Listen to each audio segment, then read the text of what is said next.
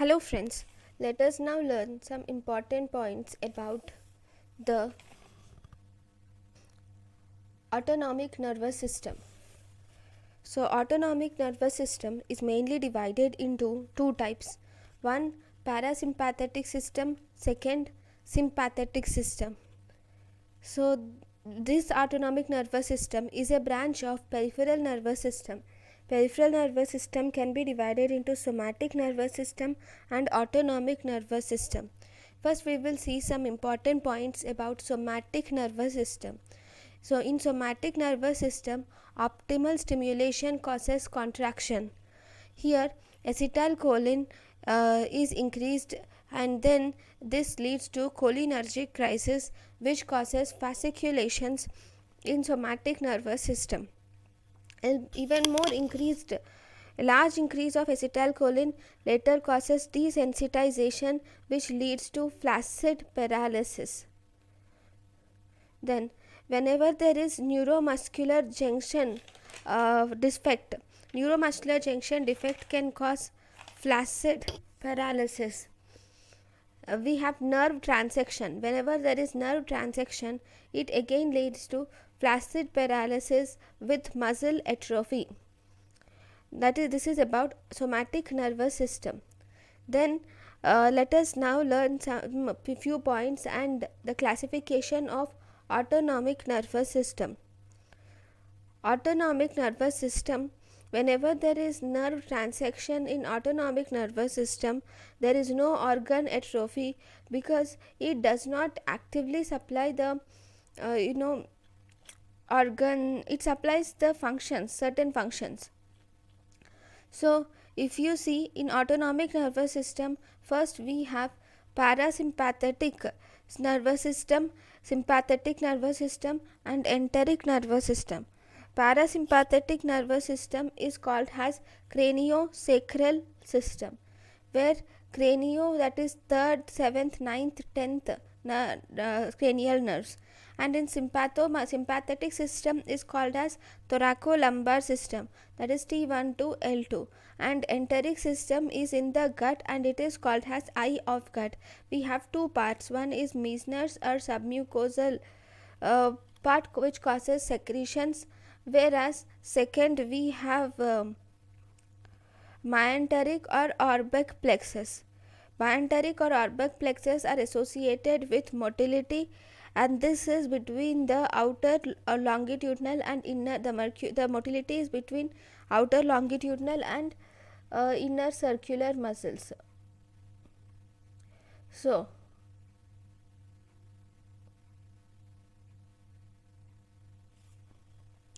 if you see the two differences between sympathetic and parasympathetic nervous system, this is brain and the spinal cord. So this is the sympathetic neuron, which is a preganglionic neuron. In sympathetic neuron is short and postganglionic neuron of sympathetic nerve is longer, whereas preganglionic neuron of parasympathetic nerve is longer, whereas postganglionic neuron is of parasympathetic nerve is shorter. So ganglia is near the spinal cord in sympathetic neuron, whereas ganglia is away from the spinal cord in parasympathetic nerve. In sympathetic nerve, the neurotransmitter is noradrenaline, dopamine and acetylcholine, whereas in parasympathetic the neurotransmitter is acetylcholine. In both these cases, in both sympathetic and parasympathetic, near the ganglia, preganglionic neuron releases acetylcholine as a neurotransmitter. Acetylcholine will supply the somatic motor neuron. It supplies all preganglionic neurons. It supplies the cholinergic postganglionic neurons. It will supply the sweat glands, causing sympathetic cholinergic response. So these are the different functions of acetylcholine. Then the next important thing is the receptors of parasympathetic system and their actions. Parasympathetic system can be divided into two types. One, we have nicotinic receptors. Second, we have muscarinic receptors. Nicotinic receptors are of two types. We have NN type of receptors and NM type of receptors. NN type of receptors are from one nerve to other nerve, whereas in NM type the nerve will synapse with the muscle. So NM receptors is present in all the autonomic ganglia and adrenal medulla. NM type of receptor is present in neuromuscular junction. NN type of receptor, it is helpful in impulse transmission like noradrenaline and adrenaline, along with noradrenaline and adrenaline, whereas NM is important in skeletal muscle contraction. The agonist which is acting on NN receptor is nicotine and epibutide, whereas the antagonist acting on NM receptor is acetylcholine and succinylcholine. The antagonist or ganglion blockers acting on NN receptor are trimethophan, hexamethonium. Trimethophan and hexamethonium are the antagonist or ganglion blocker used in NN receptor. These trimethophan and hexamethonium, these two drugs are used in are used as drug of choice in nicotinic poisoning. The antagonist of NM receptors is D-tuberculine and alpha-bungarotoxin, which is alpha-bungarotoxin is a venom of Elapidae snakes. And this trimethoprim and hexamethonium are used as drug of choice in nicotine poisoning. Then we have muscarinic receptors. The second type of receptors which are important is about the muscarinic receptors. Muscarinic receptors are mainly of two types. We have two types of muscarinic receptors, which are three types: M1, M2, M3. So this M1 is present. Actually, the muscarinic receptors are M1 to M5, but M1, M2, M3 are important in our body. M1 is present in central nervous system, causing its excitation. It is present in stomach, increasing the gastric secretion. M2 is present in heart, which decreases heart rate. It decreases heart rate. M2 in heart will decrease heart rate, not increase. It will decrease heart rate by acting on SA node, which causes hyperpolarization, and it acts on AV node, which decreases the velocity of conduction. It also acts on atrium and ventricles, which decreases contractility. Then we have M3. M3 receptor includes, it is present in eye, causing miosis. In the respiratory system, it causes bronchoconstriction.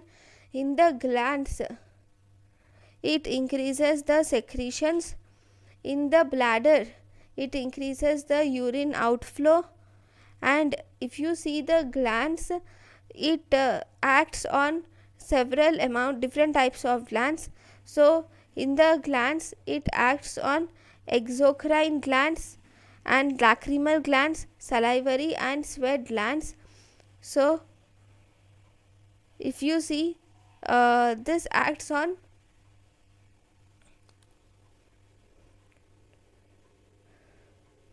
the glands. If you see the glands, it acts on exocrine glands, which increases the secretions. It also acts on lacrimal glands, salivary glands, sweat glands and gastric glands, which increases the salivary secretion.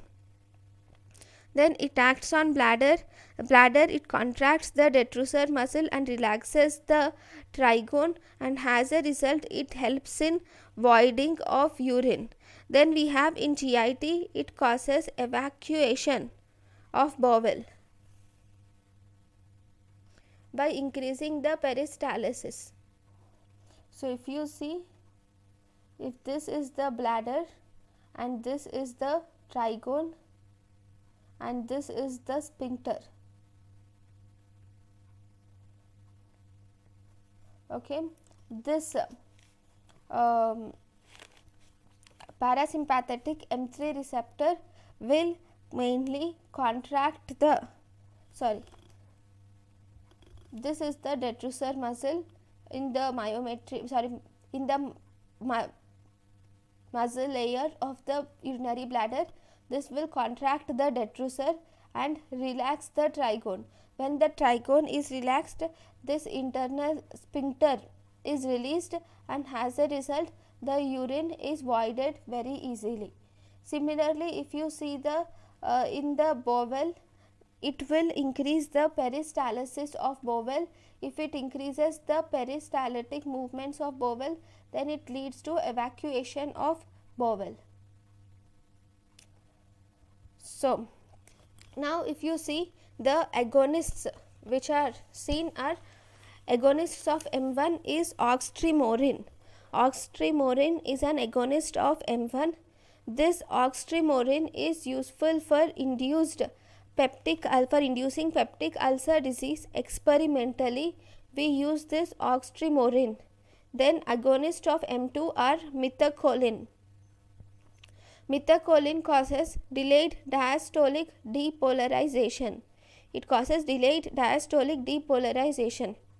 M3 agonist is bethanechol, which is helpful in urinary bladder voiding, and because it is helpful in urinary bladder voiding, bethanechol is useful in treatment of urinary retention and xerostomia.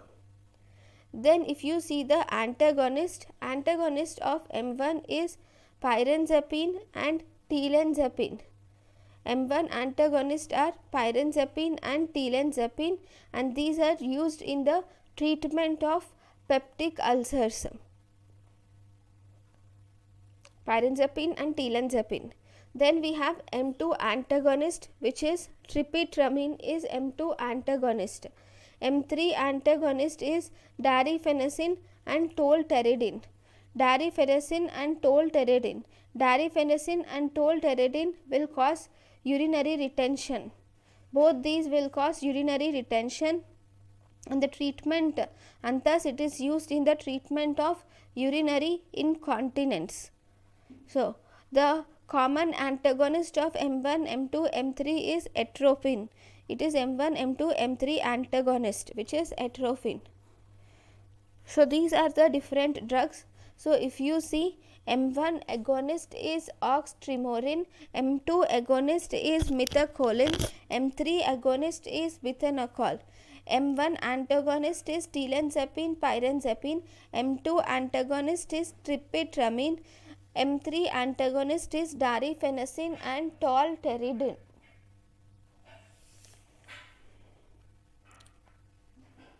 Now let us now learn some important differences between sympathetic and parasympathetic system. In the heart, sympathetic system will activate or has innervation both on atria and ventricle. Sympathetic system has innervation both in atria and ventricles, whereas parasympathetic system has innervation only in atria. Parasympathetic system has innervation only in the atria. Ventricles are not innervated by parasympathetic system. Then the next organ is blood vessels. So the same thing.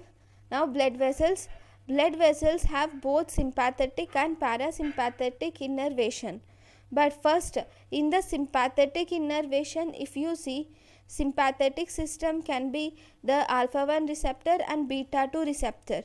Alpha 1 receptor causes vasoconstriction and beta 2 receptor causes vasodilatation. And one more thing, in the blood vessels, the only receptor present in the endothelium is M3 receptor.